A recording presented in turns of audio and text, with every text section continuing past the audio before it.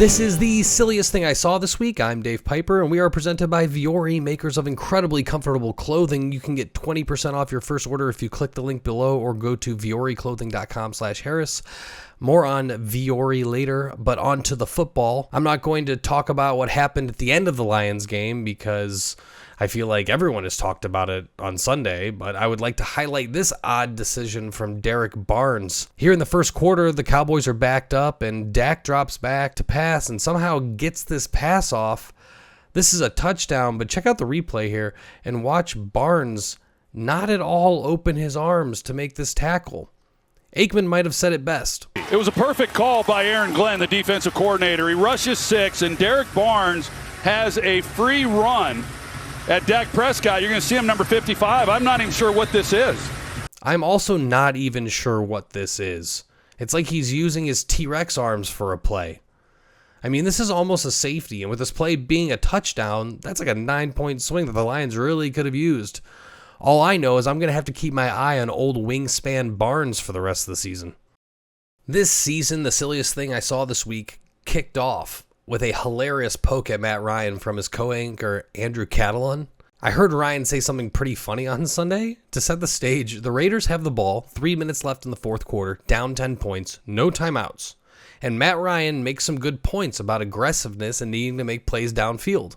Yeah, I think as a quarterback right here, you've got to be aggressive. You've got to make some plays down the field. And then the very next play, the Raiders hurry to the line and run this play, and Matt Ryan says this. And I still think there's enough time, right? At 2 minutes and 40 seconds, whatever it was when they snapped the ball, there's still enough time to run the football. Oftentimes you do it, they're not expecting it. You can pick up one of those chunk plays. So Matt Ryan thinks that there's plenty of time to run the football because it might surprise the defense? You sure about that? I'm not sure I agree.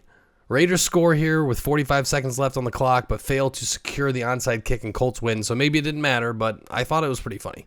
I'm not sure if you were aware of who David Tepper was before this week, but he's the owner of the Carolina Panthers. Tepper isn't a likable guy in any way, but on Sunday, after this interception was thrown by Bryce Young, Tepper was caught frustrated and throwing a drink on some fans sitting below his suite. The fans are rightfully pissed. Now, it wouldn't surprise me at all if these fans were jawing at Tepper throughout the spanking that happened on Sunday, but let me be clear, that doesn't mean you can throw a drink on them. Tepper is lucky that they didn't climb that wall and go after him. I'd never throw a drink on someone. But what an insane place to do it. If I was going to throw a drink on fans, it certainly wouldn't be at the Swamp Kings from the Panhandle. What I find even more shocking is GM Scott Fitterer is standing here and doesn't even react to Tepper throwing the drink. He just stares in the directions of the fans. Tells you something about this front office. I hope that the NFL does something here. That's assault, brother. And I hope that next year we have a new owner to poke fun at in Carolina. We almost got a kick 6 on Sunday. I think I came across this on Red Zone, but D. Alford grabs this 55-yarder left short from Cairo Santos, and it looks like he's going to take it to the house. But something happens at the end of the play, and he just kind of falls over. I had to rewatch this so many times to figure out what happened here. At first, I thought maybe Alford's guy stepped on his foot right here, but after slowing it down, it's pretty clear that he doesn't get stepped on. What seems to have brought Alford down was this grab of the shoulder pad from Lucas Patrick. Patrick barely grabs onto him, but it was enough to throw Alford off and prevent a kick 6, which makes me sad because out of all the 6s, kick 6s are the rarest and my favorite. I even did a little digging to find out how often kick 6s happen, and they're pretty rare. We got one back in 2021, but other than that, they just don't come all that often. So this would have been really cool to see. I mentioned it earlier in the show, but each and every episode of The Silliest Thing I Saw This Week is presented by Vuori, makers of the most comfortable clothing on the planet. Seriously, I almost never wear anything else lounging around my house anymore. Funny story, I got a little bit extra Christmas money this year, and I told my wife I think I'm going to spend some of my Christmas money on a few more pair of joggers, and she said, yeah, you seriously wear joggers like every day. And I can't help it, guys. When I open my drawer and I see my old fairly comfortable sweatpants next to my Vuori joggers, it's no contest.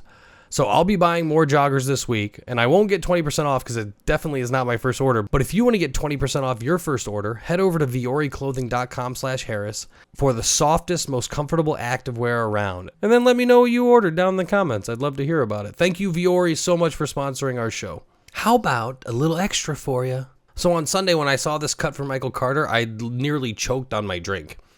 That is nasty. As our friend Chris Harris would say, welcome to Hades, Eli Ricks. How is the Shadow Realm this time of year? I'm pretty sure Ricks even tries to keep his leg out here for a trip, but by that time Carter was gone. I haven't seen ankles broken this bad since the Dark Knight. Good on you, Michael Carter. I feel like the past few weeks we've had some innocent bystanders getting knocked around a little, and this week was no different. Here in Baltimore, Devon Achane takes a handoff to the outside, loses his footing a little bit, and rolls up on a cameraman kneeling on the sidelines. The cameraman seems just fine, and we get a shot of him gathering himself, but what I wanted to show you guys was this moment of solidarity between two cameramen on the sideline.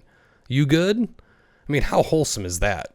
I love a good thumbs up, but a double thumbs up is a wonderful thing. And that's going to do it for us this week, guys. I want to thank you for tuning into The Silliest Thing. Thank you always to Viore for sponsoring, and I will see you guys next week. Thanks so much for watching. Please, please, please smash that like button, write a comment, tell us who else you'd like to see us review film on, and of course, best of all, please subscribe to our channel and then click that little bell above the subscribe button and you'll be notified whenever we post a new video.